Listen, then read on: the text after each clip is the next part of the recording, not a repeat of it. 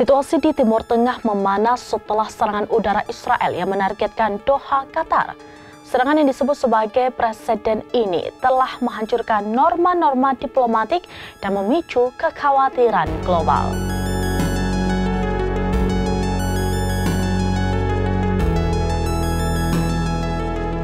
Situasi di Timur Tengah memanas setelah serangan udara Israel yang menargetkan Doha, Qatar. Serangan yang mengejutkan dan tak terduga ini dianggap melanggar aturan-aturan diplomatik sehingga menimbulkan kekhawatiran besar di seluruh dunia. Peristiwa ini juga kembali menyoroti peran penting Pakistan dalam menjaga stabilitas kawasan, terutama komitmennya untuk melindungi dua kota suci Islam, Mekah dan Madinah.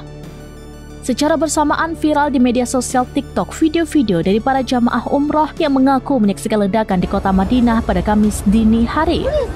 Mereka menceritakan melihat cahaya bergerak di langit sebelum terdengar suara ledakan. Spekulasi pun merebak dengan banyak netizen menduga benda tersebut adalah rudal. Bahkan sebuah video mengusung narasi yang mempertanyakan apakah ini rudal Israel dan apakah mereka sudah berani menyasar tanah suci. Meski video tersebut menyebar luas dan memicu kecemasan, hingga kini belum ada laporan resmi atau berita kredibel yang mengkonfirmasi bahwa rudal benar-benar masuk atau menghantam wilayah Madinah. Sementara itu, dikutip dari defense-security-asia.com, analis pertahanan Dr. Ahmed Qureshi di Islamabad menyebut bahwa jaminan Pakistan untuk melindungi Mekah dan Madinah bukan sekedar fakta militer, melainkan simbol persatuan umat Islam.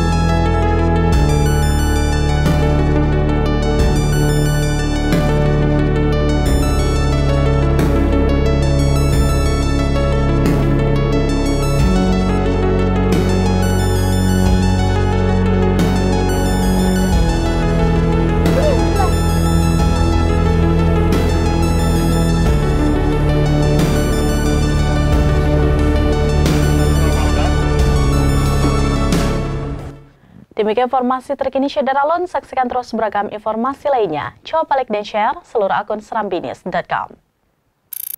Download Tribun X sekarang, menghadirkan lokal menjadi Indonesia.